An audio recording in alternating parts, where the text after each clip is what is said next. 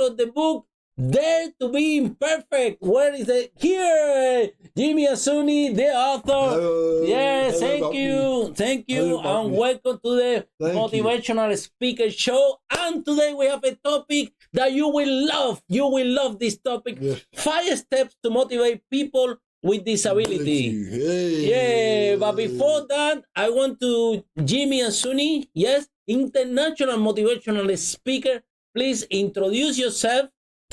Tell the audience about this book, yes, about a little bit of your career, a little bit about your charity, a little bit about what are you doing right now. Yeah. So hi, my name is Jimmy Asuni. As my wonderful Harry I just introduced me to you guys. My name is Harry. My name is Jimmy Asuni. I'm an international motivational speaker. I'm an author of the book Dare to be Imperfect. Stop doubting yourself and go for what you want. I'm also a banker. I work with Lloyd Banking Group. I'm also a homeowner. Like I have my property here in the UK, and I have properties in Nigeria as well, where I'm from originally. So yeah, that's all about me for now. Basically, I've also got a charity called Oja Foundation, where we help people back home in Nigeria. To provide resources for them to help their kids go to different schools and stuff like that. So yeah, I'm just generally grateful to be here with Harry Sadinas today. Yeah, that's it. So Jimmy, tell us a little bit more. What was this big drive that you have that you feel the need to write this amazing book that we can find it in Amazon, Dare to be Imperfect, Jimmy? So what was the main drive? What do you feel the need to write the book? Can you tell me a little bit about your story when you were a kid? What happened? So, have you ever experienced bullying or anything like that? So, and please explain them, what is the condition that you have. Always he's saying that there is always an ability and a disability. How is it, Jimmy? There's an ability in every disability. That's very good. You just need to find the ability in your disability. That's very good. Work with your ability. So Jimmy, share with us the story about your childhood, about your dad, about your family. How was your life as a kid? Just when you discovered that you have this condition in the first place. So yeah, I'd like to take you back to Lagos, Nigeria, where I'm originally from. I was born in Lagos, Nigeria. To a wonderful family. My mom and dad were beautiful people. They helped me become the man I am today. My dad was an accountant. My mom was a teacher. Yeah. So I was born in a beautiful environment. Like I said earlier on, it was lovely. It was lovely growing up with my mom and dad because they helped me become the man I am. I couldn't do a lot of things myself. I kid you not. This gentleman you're seeing here, that is looking handsome, very handsome. Very handsome, yeah. I also say, yeah. Extremely handsome, yeah. This man that you see here did not just wake up like that and become handsome. It took him stages to become this confident in front of camera to share his story with you guys. So yeah. I was born with a condition called cerebral palsy. And for those of you who don't know what cerebral palsy is, it's a condition that affects your fine motor movement. It affects the part of the brain that basically controls your movement. And your speech is not clear. You tend to drop a lot of things at times. You tend to sometimes it's your back, sometimes it's your joints. So it manifests in different ways. And that's one thing I'm finding out for myself as I'm getting older, is that it manifests in different ways. So sometimes I wake up with a lot of back pains. I mean, last week Monday, I couldn't move. I kid you not. I couldn't move my body because the pain was excruciating. I felt on Monday morning. But I'm here and I'm doing this and I'm keeping it going. Wow. Yeah. So Sonny, how was as a kid? Your experience as a kid, right? Yeah, I would never forget the first time I found out that I was slightly different from many of the kids. my mom and dad are taking us to a different city in Nigeria, which is Ibadan. And we were playing football. And one of my aunties had a video camera on, and she was videoing us playing the football. And obviously, my Lagos won the football match, and I scored. I was very good at scoring goals back then, so I scored like 3 or 4 of the goals. Wow! Out of the 7 goals that Lagos scored. Yes. So yeah. Then after the football match, my auntie then told all of us to go and have a shower. We had the shower, and then basically we then went on to watch the football game. To play the football in the video camera. Yeah. And basically that was when I discovered that I was slightly different. Up to that moment, my mom and dad just kept encouraging me to telling me that I was like every other kid. I didn't go to any disabled school. I didn't go to anything like that. I went to normal schools. They make sure I went to normal schools with normal kids, and I learned the normal way kids learn. So what did you notice, son, in this video camera when it was recorded, that you were running different? Or? Yeah. I discovered that even you realized yourself when you saw yourself in the video. I discovered that I was totally different. Like the way you run, right? The way I run, the way you move, the way my mouth moves, the way my hands shake, I discovered I was totally different from many of the kids on TV, and that actually it broke me. I don't like to become emotional when I'm talking about it, but sometimes it makes me get emotional when I think about stuff like that, because up until that moment, I never knew I had a disability or anything like that. Like kids in school will call me different names, from big dancer to the guy would have brain in his head to a lot of very, very hostile names I was called. Names that I cannot even say out here on to the world. It was tough, I must say. It was tough, but thanks to good parenting that helped me. And my mom and dad always make sure that I wasn't really left alone in the dark. They comforted me. They showed me love, and if there's anything I want for people to take away from this event is, when you discover that your child has a disability, the only thing you can give that child is pure love, genuine love from the heart. That give you so much unconditional love to the point that you need to realize by yourself that you have a condition, because they saw it with exactly like everybody else. Treated like somebody that has a disability. And I think that has been something that have make you the international motivational speaker that you are today. From back then, even you have the confidence that you can do anything you want in life. Yeah, right? I think it's very, very important to instill some principles in a child as early as possible, so that the child knows who and what he can become, with a bit of dedication, with a bit of consistency, and constantly being grateful for every step you've taken in the right direction. That's what I say. Yeah, and then in today's topic that we are discussing later on, 5 steps to motivate people with disability, that we're going to discuss this later on. Now we want to continue with Jimmy's story. And Jimmy, what would you say to bullying is an issue in the schools even now, right? It's happening in every country. So and bullying affects psychologically the life of the people. I remember that sometimes you share with me that sometimes even you feel that you want to kill yourself, and it's nothing wrong in home. In the house, everybody love you, but when you go to school, you feel miserable, right? I was bullying also in school as well. That's happened to me as well. So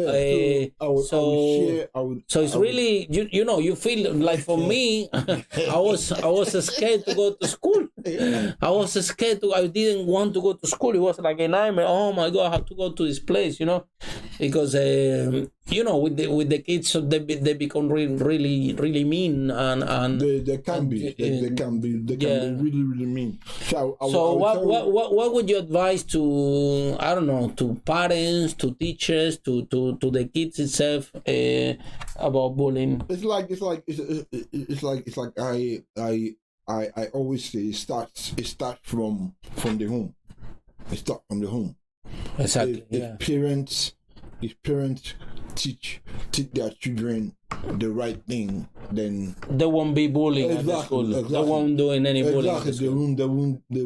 They won't feel the need to bully anybody else. Exactly. Does that make any sense?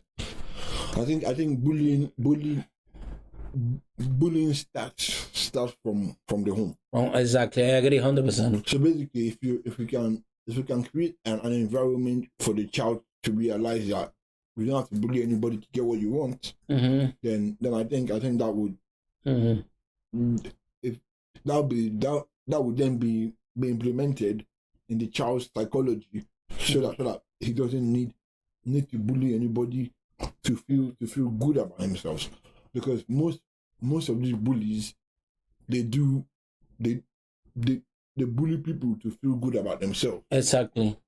And to take advantage of it. Exactly. But they don't look about the impact they're creating in others. Yeah, they don't. I mean, a lot of bullies don't realize the impact, the solid impact that they're having on the person that they are bullying. Exactly. Making sense. So I can give you one good example. I was in boarding house, and this was, I guess, in 1996, 97, around that time. I was in boarding house, and it's a story that I don't like to share, because it makes me look vulnerable, to be honest. So I was in boarding house, and basically, this very day, everybody was just picking on me. They were calling me names, constantly calling me names, and I thought I couldn't take it anymore. Wow. So I took a bit of pills in my hand, and I said I couldn't just take everything and just die. And I went to a dark room. I went to a dark room, and I can still remember it like yesterday, because I was in that dark room by myself, and it was raining. It was raining outside, and I held the Panadols in my hand. I had like 50 Panadols in my hand. I just wanted to take and just die. That's to show you the extent of what bullying can push those who are being bullied to do. Is that you start to feel very, very insecure in yourself. You start to feel very, very very, very down, and very, very emotionally. It can affect the psychic of what you think of yourself as a human being.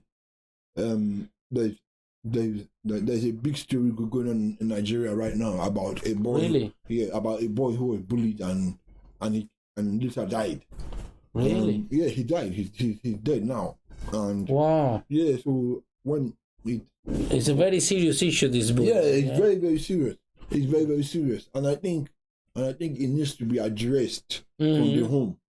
From the home. It's not just a thing that can be addressed by the schools. Yes, you can shut down the school, but it's about the child. What has the child been through for him to feel like he needs to bully somebody else, to that extent of the child wanting to kill himself, or the child taking, or you bullying the child to the point of the child taking drugs to harm himself. The boy is dead. May still rest in peace. But I feel it comes from the bullying. The child that is the bully, it comes from home. Like what did he see his father doing to his mother? Yeah. What did he see? What did he see his mother doing to his father? It starts from the home.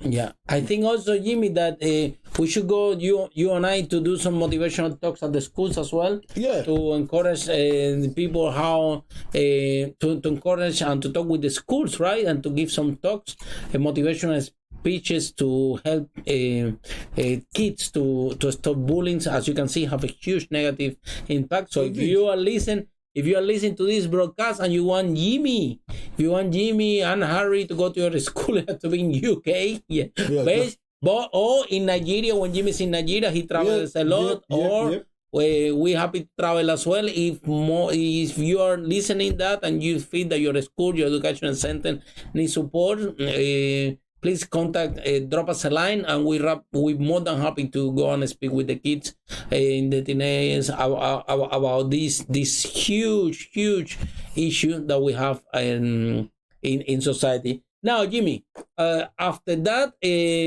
tell us a little bit about your dad. He was really helpful to you. He showed you how to tie your shoes. What do you remember about your dad? My dad, my dad, may so rest in peace. He died in about 26 years ago. Wow, sorry. June 24, 26 years ago. I can never forget that date. Wow. Because he had such a huge impact on my life. He taught me so many things, from how to use my knife and fork.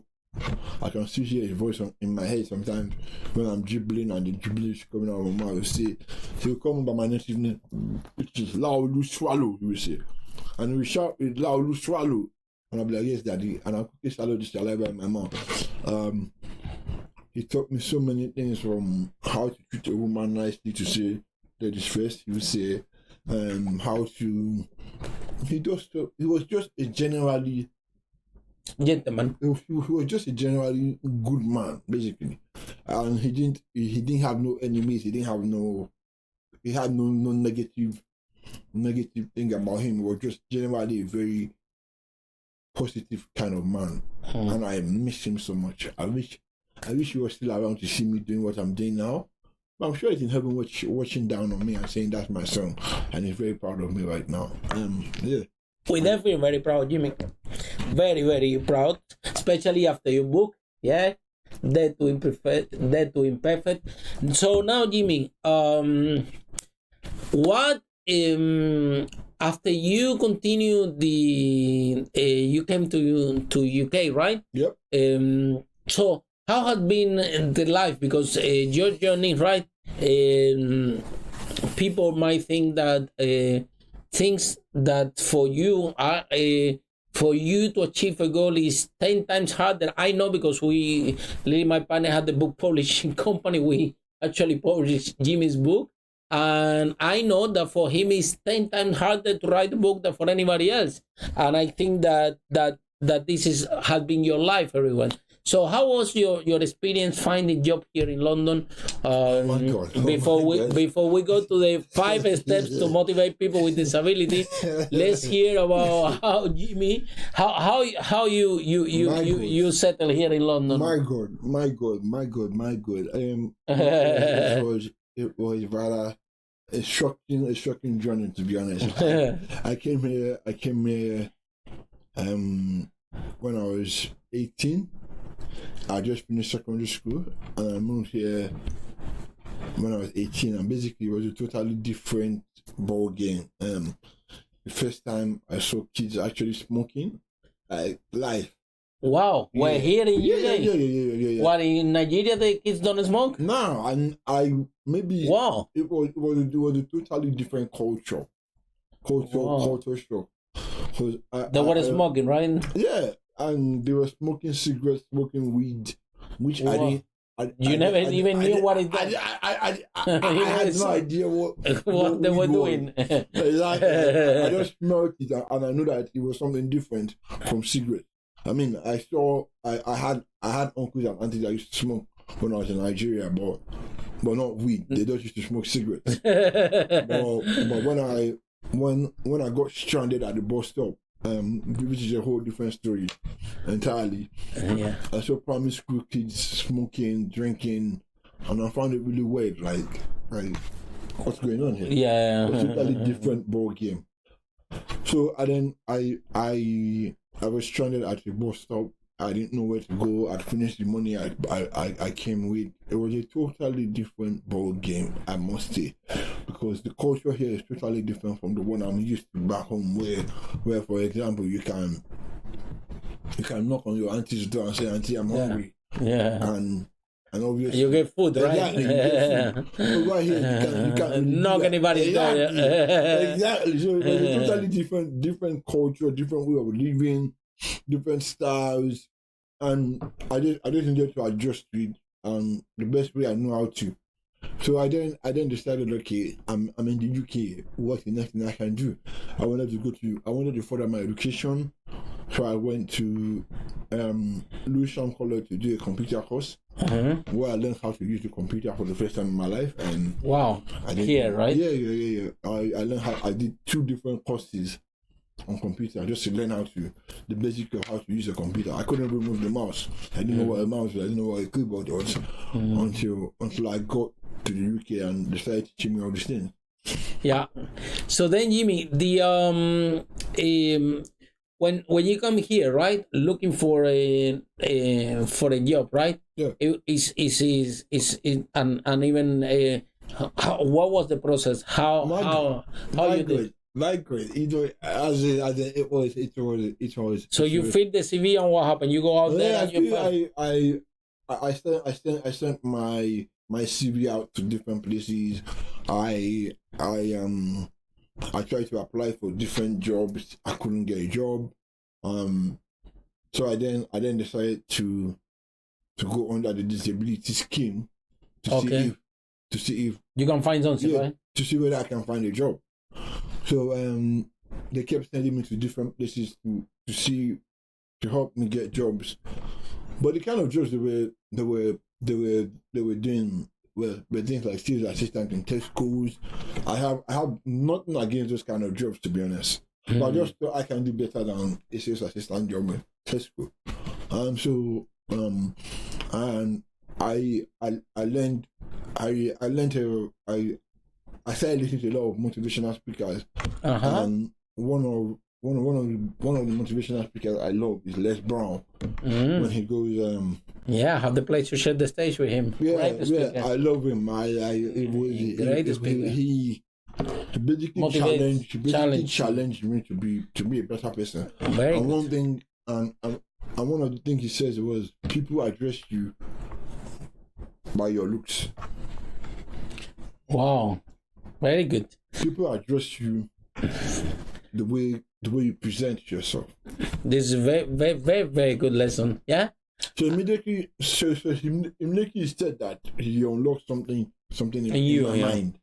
So I decided from that day, I'm not going to leave my house without looking a certain way. Amazing, yeah. Exactly, without looking amazing with what I had at that point in time. So I can remember I went to buy a blazer, a nice blazer, and that was the only blazer I had. So I bought like different colors of ties. Then I had like 4 or 5 white shirts I could wear.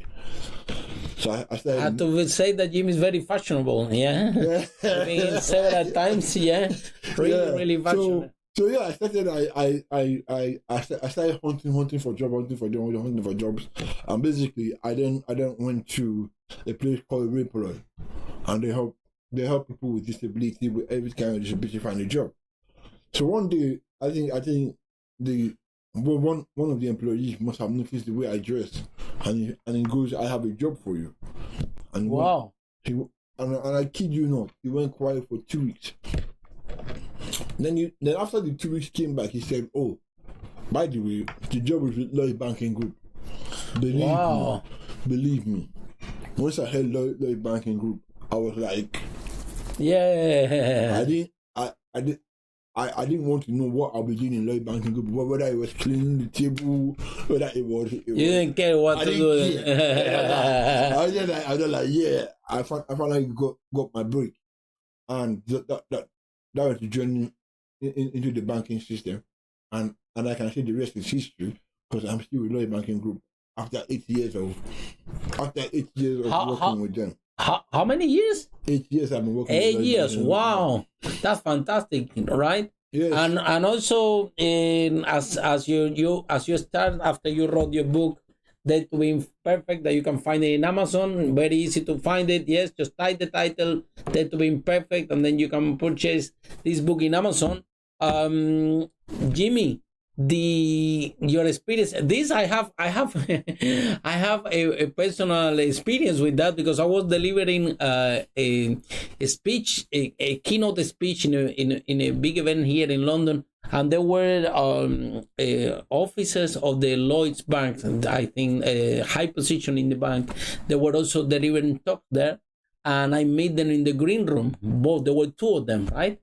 And I went to one of them. They said that they come from Lloyd, that they're going here to deliver a keynote speech. And I talked to them, and I said, one of our authors and the people that we train in our speakers and leaders, his name is Jimmy Asuni. And the guy, I asked him, do you know him? I said, maybe yes, maybe not. Lloyd's is a huge company, right? And the guy looked into my eyes and he told me, Harry, everybody in Lloyd's knows Jimmy, right? Everybody has, from the top management, CEO, everybody has read his book. Everybody knows Jimmy in Lloyd's. So congratulations for that. And Thank also, you. I believe that you have done some motivational speeches for Lloyd's and Halifax.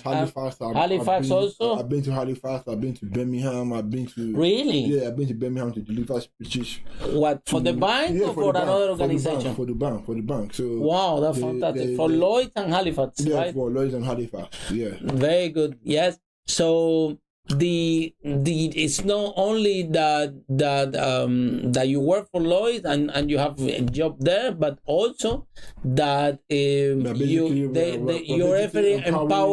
empowering and the people that work in that organization. And also we have a little sub department where we reach out to different colleges and schools. Really? Yes. Then we go into different schools to talk as well. To talk to them, to empower them. We do things like CV. Wow. CV and interview techniques with them. We teach them the basic of writing a CV. Very good. The basic of having a job interview, of how to apply for jobs within the banking sector. So we do that under the umbrella of RISE, which is reach, inspire, support, and empower people. Which very is good. What we're all about. Very good. And then Jimmy, I remember, because I saw in Facebook not long ago that you got a degree for your master. So tell us how was your degree for your master? Yeah. So I got my master's in business administration like 2-3 years ago. After 3 attempts, I failed it the first 2 times. But failure make you stronger, right? Yeah, it makes you. It develops a certain courage, especially if you are hungry for what you want. Failure doesn't stop you. It just means make you stronger, right? Yeah, it makes you stronger, but it means you have not found the right environment, the right tools to success yet. Exactly. The word is yet. Yet, yeah. The word is yet. You would get to success if only you have passion for what you're doing. So I failed it twice, like I said. But I have an acronym for the word fail, which is first attempt in learning. Very good.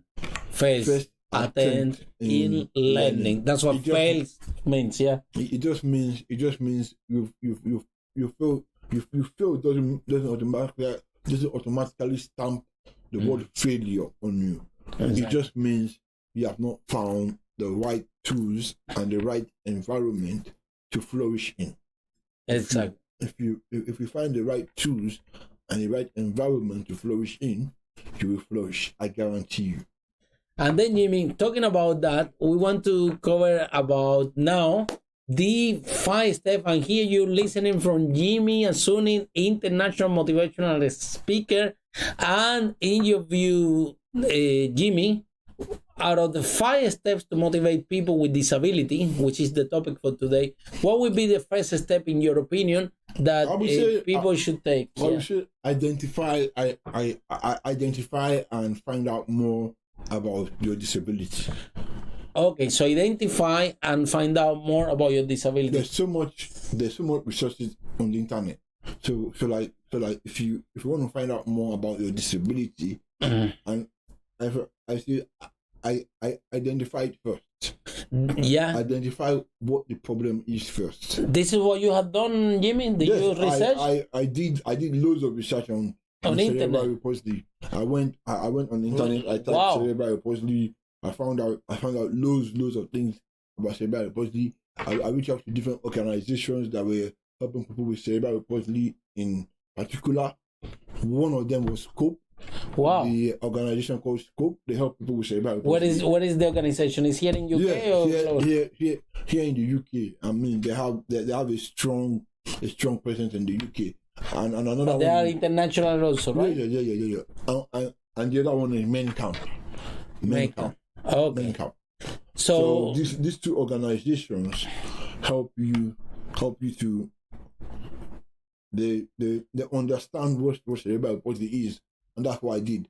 I looked for organizations that were helping people with my condition. Then I reached out to them to help you to understand exactly. To help me understand what is really happening, right? Yeah, what's really happening in my body. That's the first key. Is that you need to identify and find out more about your condition. That's the first key. The second key is actually then finding ways to cope with your condition. Okay, so the second step of the 5 steps to motivate people with disability is finding ways to cope with your condition. Ways to cope with your condition. So what that really mean, Jimmy? I say okay, so like my condition affects my joints, my knees. Sometimes I get back pains. So like I was discussing with Harry earlier on. Last week Monday I couldn't move my body because the pain in my back was excruciating, and I had to call the doctor to help me. Then they sent drugs to me to actually take, so I could overcome the pain. Yeah, to overcome the pain. So it's things like that. Knowing your limits. I know that in your mind there are no limits. But your body has a limit. Limit, right? So basically, Jimmy, like for example, now because you study and you embrace it, right? You know that there are things that you won't be able to do. For example, you won't be able to work in construction, right? Because it will kill your body, right? Exactly, because it involves. Even if you want, you can kill your body. Yeah, right? So it's about also finding out where your strength lies. Exactly. And I think this is also for everybody, right? Regardless if you have disability or no, you have to analyze yourself and see what are your strengths and what are your weakness and go for it, right? Yes. So, this is for everyone, right? I would say do a SWOT analysis on yourself. SWOT analysis on yourself, right? Which is your strengths, your weaknesses, what are the opportunities, and what are the threats to you. Threats to you, exactly. And then that would be beneficial. Yes, then, Jimmy, what would be the third step or out of the 5 steps to motivate people with disability? What do you think? I would say step number 3. The third step would be to share your story. Talk about it, right? Talk about it.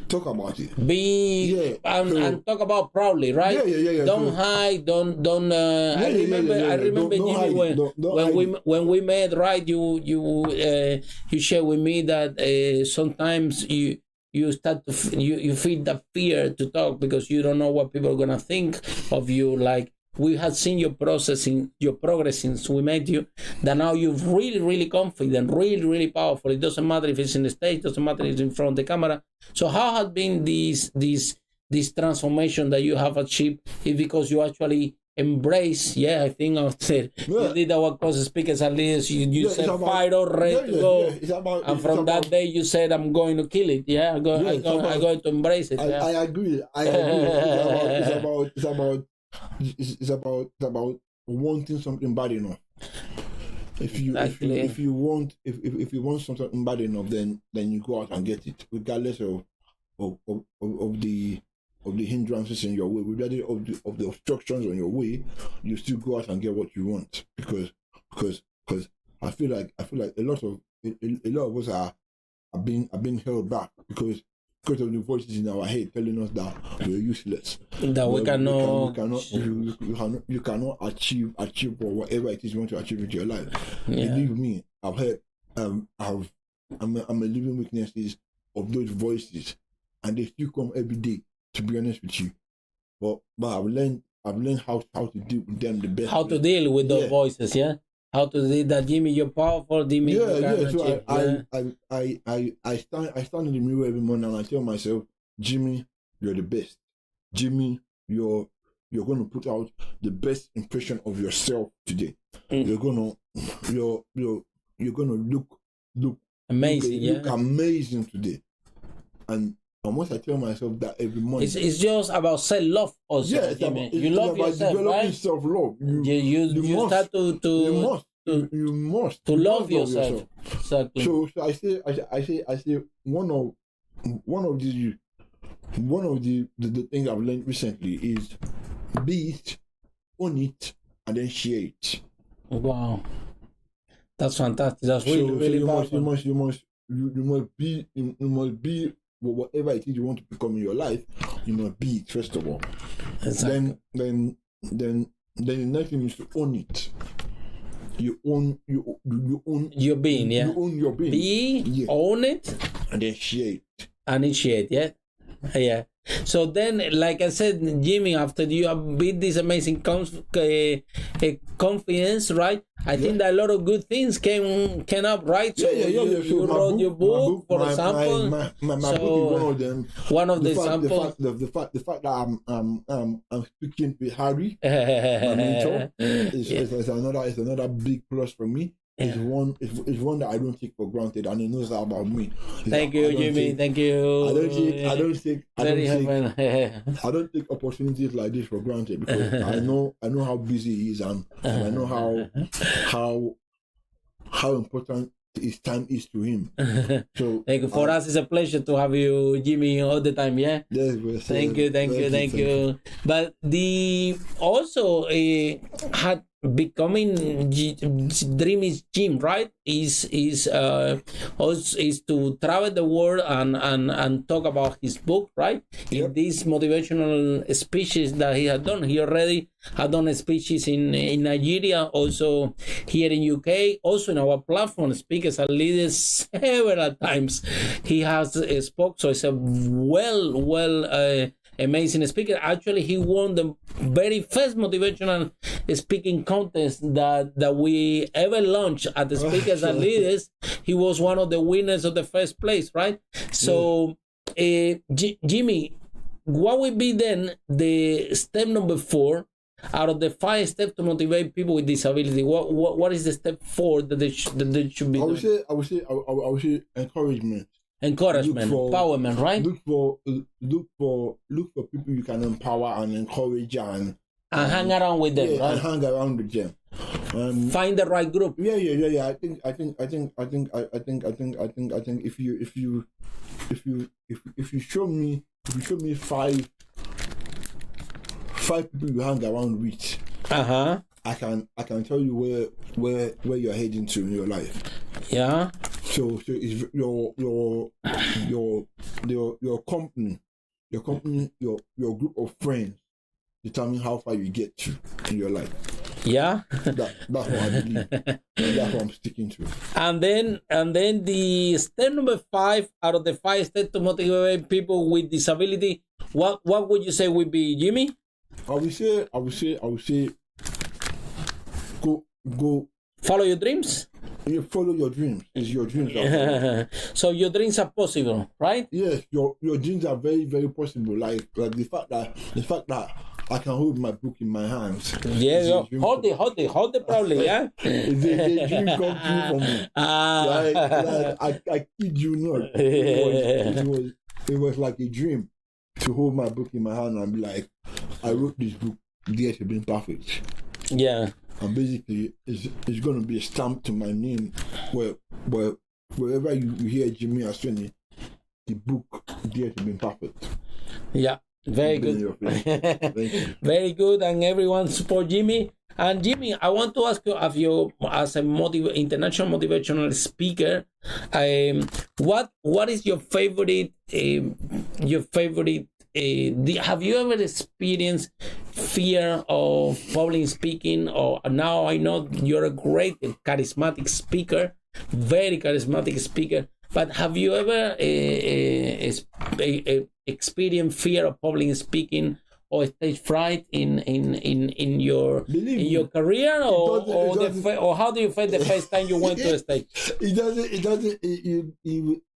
have a little bit of fear. A little bit, yeah, at the beginning, a little bit. Always, Jimmy. Always. Never goes away. It never goes away because I don't think I from my experiences, you just learn that when you get on stage. Exactly. Oh my God, yeah. So the more people, the less fear you have. Yeah. Really? Yeah, because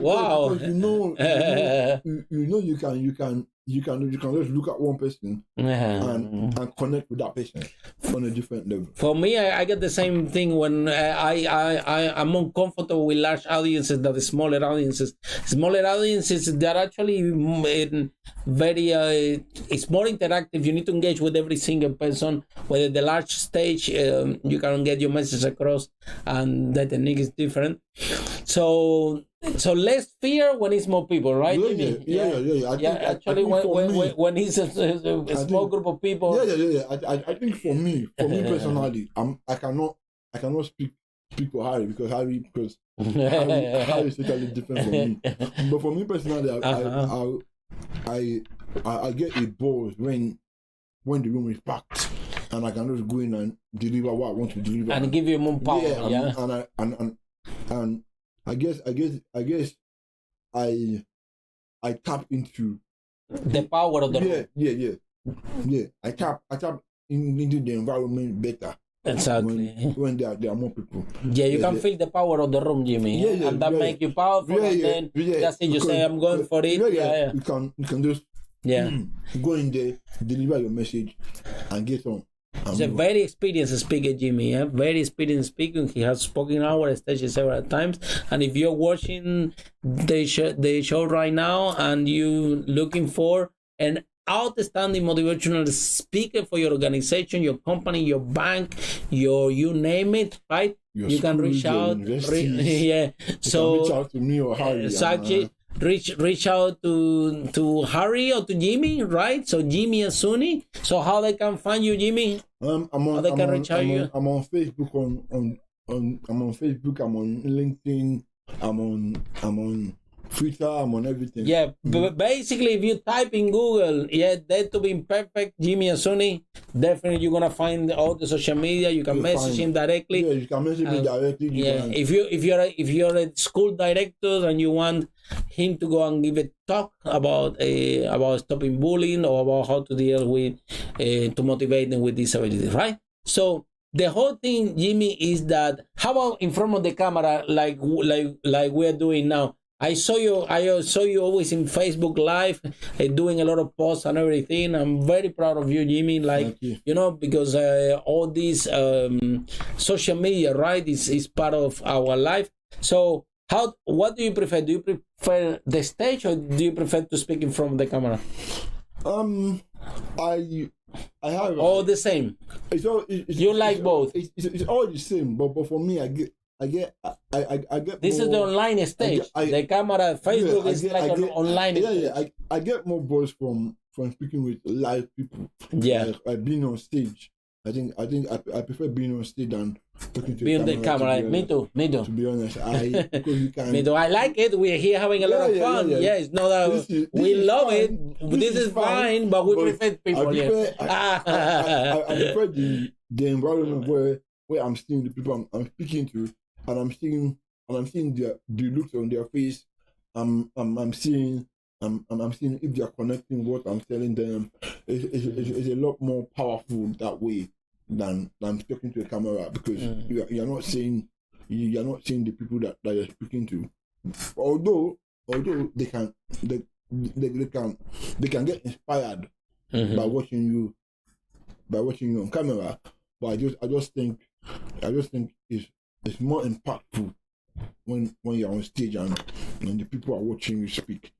Yeah, I think. And then, Jimmy, for everyone, that not only people with disability, but for everyone that is listening to this broadcast, what is your advice, or what is your view in people that they are always complaining, or the people that have unfulfilled dreams? Yes, because they say, no, this is not working for me, and they have excuses. Look at you, like achieve a goal for you is 10 times harder than for anybody else. Some days you wake up literally with pain, and then you have to go to work. You need to do your TV interviews. You need to do your sometimes you need to go and speak. Sometimes you have to do interviews like this one, when you need to move across from London, from your house to our studio, right? So, and despite of this pain, despite of how you feel, you have that drive to go there and share your message with the world. So what would you say to the people that are sad, are depressed, and then not following the dream? I would definitely just tell them, listen. There you go for your dream. Go for your dream. Go for your dream. No matter how much times you feel. No matter how many people tell you that you not do it, that you have a disability, you cannot do anything with your life. Yeah. Just keep your focus on what you want. Basically, keep your focus on what you want. Keep your focus on what you want, and forget all the people that are saying negative things to you, all the negative talk. Yeah. Push that aside and keep your focus. Find one or two motivational people. There's a lot of stuff online that you can find. Find the one that works for you and listen to them. So I recommend Les Brown anytime I need. Oh yeah. I recommend Les Brown, great motivational speaker. Because he will actually make you hungry. You're hungry, yeah? Yeah, we're gonna invite him to the show shortly. Les Brown. Yes, great conversation with him. Yeah. That's his coach. You gotta be hungry. Yes. And then so today we're discussing 5 steps to motivate people with disability. And for that, we have the amazing international motivational speaker, Jimmy Asuni. So, Jimmy, I want to ask you a question. Which one is your favorite audience? Kids, university students, the bank, the UK audiences, Nigerian audiences, the charity work for the talks that you do for your charity organization? So, which audience do you prefer, or you just prefer just to share your message and as a speaker? I don't. For me, as a professional speaker, as a professional international motivational speaker, I can speak to anybody, whether you're old, whether you're young, whether you're wherever school, you are, any country you are. I can guarantee you that I can motivate you to get up and do and to go for what you want to go for. Yes, I always say, Jimmy, it's not about you, it's about them. You know, what can we say in our message that will be a great value to the audience?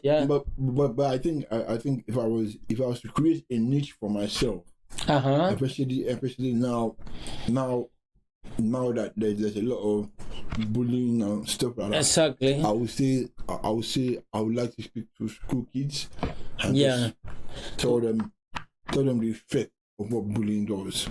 Exactly. To be aware of what bullying that, Yeah. and to just- encourage and just to try stop and- this type of behavior. Yeah. Try and bring down Exactly. the level of bullying that happens in all the schools, because like In I UK, said, it's a lot, right? It's still Exactly. going, and it And like makes I me said, seven. and- Like here we have Jimmy. I don't know if you heard. I was reading the news. Like even until the kids with 17, 19 years old. I think that 57% they're taking pills or any type of medication against stress or depressed or this and that, and it's all because the environment with the that happens in the schools, right? and getting worse and worse every day. Like Worse and worse every day, right? Like I said. So as speakers and leaders, we need to do something about it. Yeah. yeah. We have to try and create interventions so that these kids can actually see the impact of bullying, and then do short clips, movies or stuff like that, and put it out there, advertise, make it more visible. Exactly. To people, so that people can see the impact of bullying and stop it. So like there's a big drive in Nigeria right now, for example. Really? Yeah, there's a big drive because a boy recently got killed, and my heart goes out to his mother and father. Wow. I love them. May God give them the courage. This new has impacted you, right? And the strength to overcome the sadness of losing their son, the way they've lost their son. But I think if we can address this issue from primary school, it will definitely have an impact. Make a change, yeah. It will make a change. Jimmy, tell us a little bit more about your charity in Nigeria. So what the charity is about? What's the name, and what are you doing, guys, over there? And why do you have this? You also have a movie, a little bit movie about your book. So tell us a little bit more about the charity in Nigeria. Okay, yes. So I the charity name is Oja Foundation. It's named after my dad, who is Jimmy Asuni. So I took the OJ Asuni from my surname. Then it's called Oja Foundation, and basically the charity was founded on the 25th year of his death. Wow, that's amazing, Jimmy. That's amazing. We did a launch where we visited 2 different disabled homes. We provided them with food items. We did like a short film. I saw it, yeah. We did like a short film to promote the Oja Foundation. I met loads of people who have disabilities, either mental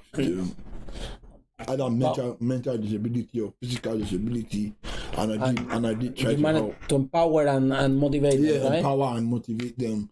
I was on AIT, one of the biggest Nigerian network in Nigeria, one of the biggest African TV stations in Nigeria, just sharing my stories and showing them that, listen, it's because you have a disability doesn't stop you from achieving whatever it is you want to achieve. You can still achieve it, and it's funny because after that interview, I went to get my his driving license in Nigeria. Really? And basically, this woman walked up to me and said, "I saw you on TV." Oh, wow, that was the man told you. Wow. Yeah, and you really encouraged me because I do have a child with a disability. Really? And that just made my day. It's because of things like that I do what I do. Very good, Jimmy. Exactly. Not for the financial gain, but just to see people like that walk up to me and tell me that thank you so much. You're empowering me you're empowering me. You're making me feel special. You're giving me hope, right? You're giving me hope for my child, and that just really, honestly, I felt fulfilled in that. It's not necessarily about the money you have in your bank account. It's like It's like the good that you do to people. Yeah. At the end of the day, if someone can point to you and say, because you did not give up, that's why I'm here today. Exactly. That's how you want. You want people to don't give up. Yeah. Don't give up on yourself. Exactly, and follow your dreams. And I leave you with 3 keys here: it's perseverance, consistency, and being grateful. Now, if you're persistent, you can get whatever it is you want to get. If you are consistent, you will keep that thing you've gotten. And if you are grateful to God or to the universe, it has a way of opening you up to more things, to more good things coming your way. That's me. Exactly. And then here you are, guys, and this is at the 5 steps to motivate people with disability. And Jimmy, I want to ask you something else. If someone is with a disability now, a kid, a teenager, or an adult at home, and they're feeling depressed, they feel down, people are bullying them, they have low self-esteem, what is your mind? They can be lost. The same journey, basically your same journey. What has been, because you have worked a lot on yourself. You read, you listen a lot to Les Brown motivational talks. You read a lot of books. So you build yourself up. So what is your message to motivate people with disability? I would say build yourself from the inside out. Exactly. Yeah. So if you feel discouraged, look at me. I'm here. Very good. Doing it. You can reach out, yeah. Yeah. So exactly, if you for any reason you feel yourself down, doesn't matter whatever part of the world you are, and you have a disability and you are confronting, yes, and you are stuck, please reach out to Jimmy, and he definitely can point you out in the right direction. He has done this with more people, right? And I would say, don't be afraid to speak to the right professional that can help you. Exactly. Don't be afraid to fear. The one of the things that affected me earlier on was I was afraid to speak to people who I knew could help me, because I didn't want them to look at me like I was weak or like I was a failure. And that's what's stopping you to communicate to.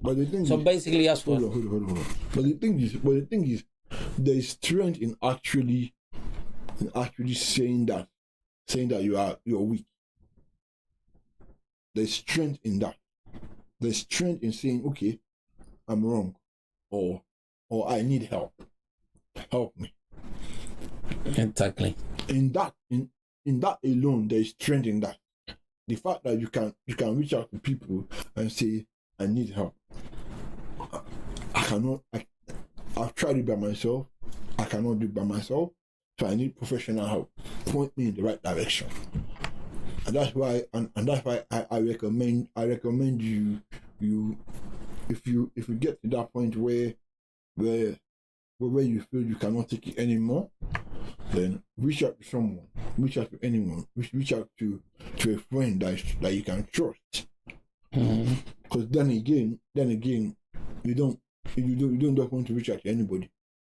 You want to reach out to someone that is trusted, and actually can help you. That you know has your back, and that can point you in the right direction. And here you are in the 5 steps to motivate people with disability. We're here with the international motivational speaker, author of the book Dare to be Imperfect, Jimmy Asuni. And at the 5 steps to motivate people with disability, step number 1, acknowledge. You will find that you have a disability, embrace it. So you have to acknowledge. Step number 2 from Jimmy is learn more about that. Learn more about that disability. Look in internet, speak with professionals, learn more. Step number 3 is know your strengths, right? After you learn more, you need to find out what your strength is and what is your weakness at the depend of the disability. Because even I seen people that doesn't have arms or legs and they're very good as for a motivational speakers as Jimmy, right? So there is always something that you can do, right? Number 4, find the right peer group, the right empowerment context, the right group that will support you, that will encourage you. Like Jimmy is part of the Speakers and Leaders group, and here is his group. He's part of a family. We treat him like family. He go and attend to a lot of our events. He also speak at our events as well. So he find a group that he's comfortable to speaking with everyone. That everybody acknowledge him and respect him for who he is, right? And not for any condition. And I think that you guys have to find your own group, your own peak group that people value for who you are and not because of any physical condition you have. And then step number 5 from Jimmy is to follow your dreams. So it doesn't happen what type of disability you have. It doesn't happen. It doesn't matter what time. For whatever you, this dream, like Les Brown said, this dream that you hold in your mind is possible. Same like Jimmy Asuni. The first time that I met him, he took my hand and he told me, Harry, I want to become a motivational international speaker. I want to speak on a stage. Same like you're doing here at the Speakers and Leaders. And down the line, and down the line we have a build. Jimmy has started a fantastic and powerful career after he wrote his book Dare to Be Imperfect, and has been